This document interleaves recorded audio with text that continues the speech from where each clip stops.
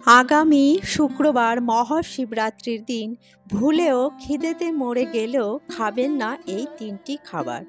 আপনার ব্রত অসম্পূর্ণ থেকে যাবে, জীবনে চরম দুর্ভাগ্য নেমে আসবে, ভগবান শিব ক্রোধিত হয়ে যাবেন, আপনার ঘর পরিবারে দুঃখ দুর্দশা ও অশান্তি নেমে আসবে, দুর্ভাগ্য অর্থকষ্টে ভুগতে হবে, ভগবান শিবের কৃপা ও আশীর্বাদ থেকে বঞ্চিত হবেন। নমস্কার বন্ধুরা, রিঙ্কু রায় ব্লগ চ্যানেলে আপনাদের সবাইকে অনেক অনেক স্বাগত। আশা করছি বন্ধুরা আপনারা সকলেই ভগবান শিবের কৃপায় অত্যন্ত ভালো আছেন এবং সুস্থ আছেন। বন্ধুরা, সামনেই আসতে চলেছে মহাশিবরাত্রি। সনাতন হিন্দু ধর্মে মহাশিবরাত্রির বিশেষ গুরুত্ব ও মাহাত্ম্য রয়েছে। ফাল্গুন মাসের কৃষ্ণপক্ষের চতুর্থী তিথিতে মহাশিবরাত্রি পালন করা হয়, যা ভগবান শিবের উদ্দেশ্যে সমর্পণ করা হয়েছে। মহাশিবরাত্রির কথার অর্থ হল মহান শিবের রাত্রি। মহাশিবরাত্রি বাস্তবে হিন্দু পঞ্চাঙ্গ অনুসারে প্রত্যেক মাসেই আসে, তবে মহাশিবরাত্রির বিশেষ গুরুত্ব মাহাত্ম্য রয়েছে। মূলত মহাশিবরাত্রি রাতের বেলায় পালন করা হয়। মানা হয়ে থাকে এই দিনে মাতা পার্বতী ও ভগবান শিবের বিবাহ হয়েছিল, তাই এই দিনটি সমস্ত হিন্দু ধর্ম অবলম্বী মানুষদের কাছে বিশেষ গুরুত্বপূর্ণ ও মহত্বপূর্ণ।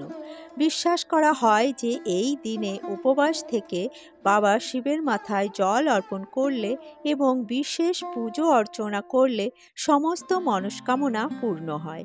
এছাড়া এই পবিত্র মহান দিনে বিশেষ কিছু খাবার রয়েছে যা ভুলেও গ্রহণ করা যাবে না।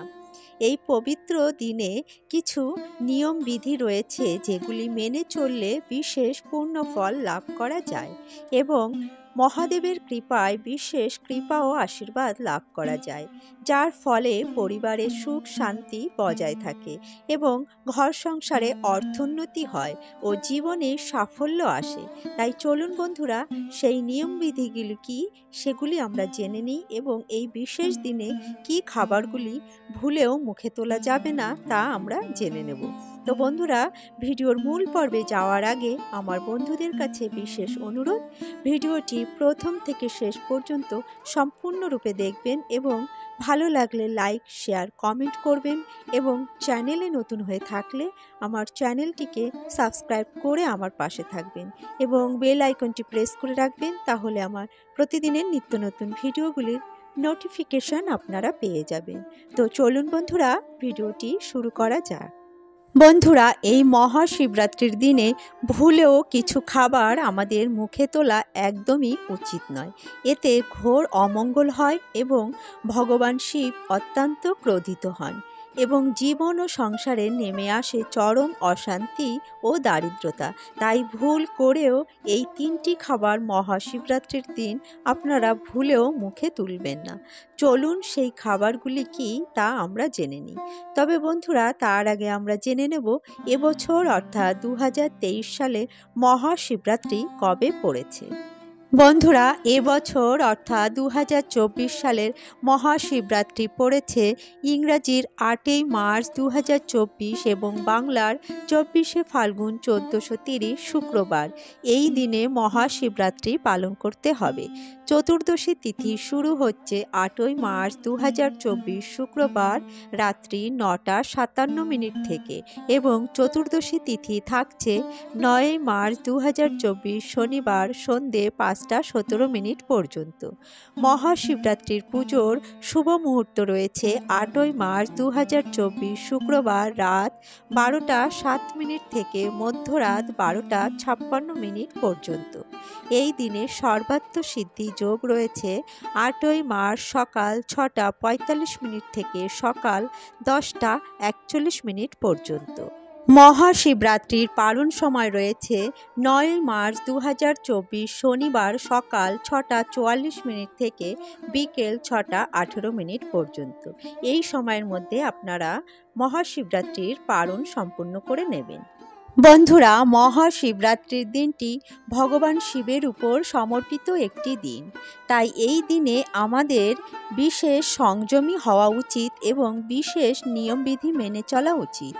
এই দিনে খুব সকাল সকাল ঘুম থেকে উঠে স্নানাদি সেরে শুদ্ধ বস্ত্র পরিধান করে যে কোনো শিব মন্দিরে গিয়ে শুভ মুহূর্তে বাবা মহাদেবকে জল ও দুধ অর্পণ করা উচিত।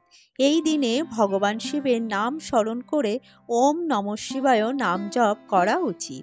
এই দিনে ভোজন গ্রহণ করা উচিত নয়, শুধুমাত্র ফল আহার গ্রহণ করা উচিত। যদি আপনার পক্ষে তা পালন করা সম্ভব না হয় তাহলে আপনি একবার ভোজন গ্রহণ করতে পারেন এবং তা অবশ্যই সাত্ত্বিক খাবার। বন্ধুরা, শ্রদ্ধা ও ভক্তি সহকারে এই পবিত্র দিনে মন থেকে যিনি ভগবান শিবের ভক্তি সাধনা করেন তিনি ভগবান শিবের অত্যন্ত প্রিয় হন। বন্ধুরা, এই দিনে ভগবান শিবের আরাধনার মাধ্যমে এই দিনটি পালন করা উচিত। এই দিনে যারা ব্রত পালন করবেন ও ব্রত পালন করবেন না তারা সকলেই এই নিয়মবিধিগুলি মেনে চলা উচিত। বন্ধুরা, চলুন এবার আমরা জেনে নেব এই মহাশিবরাত্রির দিনে, এই পবিত্র দিনে কোন কোন খাবার আপনারা ভুলেও মুখে তুলবেন না বা খাবেন না।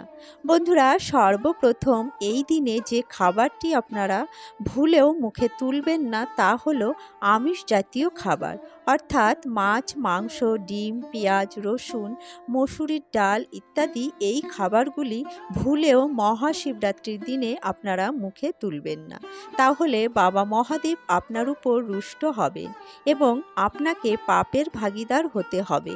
ফলে আপনার জীবনে চরম অশান্তি, দুঃখ, কষ্ট, দারিদ্রতা, অভাব, অনটন, রোগ, যন্ত্রণা দেখা দিতে পারে। ফলে এই দিনে ভুলেও আপনারা আমিষ জাতীয় খাবার গ্রহণ করবেন না এবং বাড়িতে আনবেন না, রান্না করবেন না এবং আপনারা খাবেনও না। এছাড়া বন্ধুরা, এই দিনে আপনারা বাড়িতে কোনো প্রকার আপনারা কেউ নেশা জাতীয় জিনিস গ্রহণ করবেন না। দ্বিতীয় যে খাবারটি আপনারা এদিনে ভুলেও খাবেন না সেটি হলো বেগুন। বেগুনকে একটি অপবিত্র সবজি বলে মানা হয়ে থাকে। এই কারণেই দ্বাদশী ও চতুর্দশী তিথিতে বেগুন খাওয়া উচিত নয়। তাই মহাশিবরাত্রির পবিত্র দিনে বেগুন বা বেগুন জাতীয় কোনো খাবার খাওয়া উচিত নয়, অর্থাৎ বেগুনের কোনো প্রকার সবজি খাওয়া উচিত নয়, যেমন বেগুন পোড়া, বেগুন ভাজা, বেগুনের তরকারি ইত্যাদি। তাই বন্ধুরা, এই মহাশিবরাত্রির দিন আপনারা বেগুনের এই খাবারগুলি ভুলেও খাবেন না। বন্ধুরা, তৃতীয় যে খাবারটি আপনারা ভুলেও এদিনে খাবেন না তা হলো দুধ। বন্ধুরা, এই দিনে ভগবান শিব তথা শিবলিঙ্গে জল ও দুধ অর্পণ করা হয়। তাই মানা হয়ে থাকে যে এই দিনে কেবলমাত্র বাবা মহাদেবকেই দুধ অর্পণ করা উচিত। এই দিনে নিজেদেরকে দুধ পান করা থেকে বিরত রাখা উচিত। যারা ব্রত পালন করবেন তারা শুধুমাত্র ফল আহার গ্রহণ করবেন।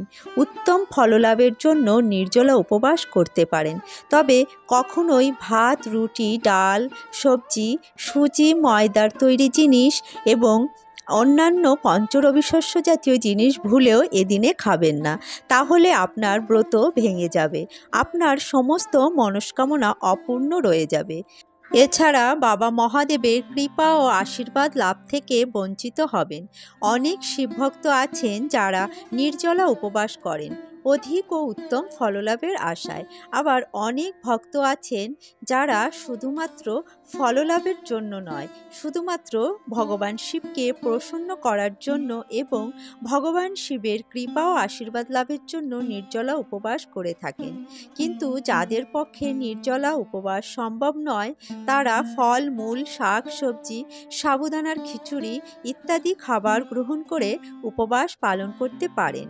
বন্ধুরা, এইভাবে সংযমের সাথে কিছু নিয়ম নীতি মেনে মহাশিবরাত্রির দিনটি পালন করতে পারলে বাবা মহাদেবের অশেষ কৃপা ও আশীর্বাদ লাভ করতে পারবেন এবং আপনার কাঙ্ক্ষিত মনস্কামনাটি বাবা মহাদেব অবশ্যই পূর্ণ করবেন। বন্ধুরা, ভিডিওটি এখানেই শেষ করছি।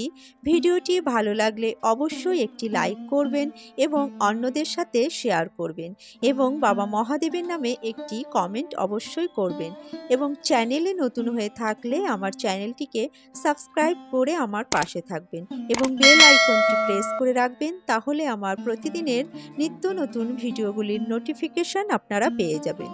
বন্ধুরা, ভিডিওটি সম্পূর্ণ দেখার জন্য আপনাদের অসংখ্য ধন্যবাদ। আসছি পরবর্তী একটি নতুন ভিডিও নিয়ে। ততক্ষণে আপনারা ভালো থাকবেন, সুস্থ থাকবেন।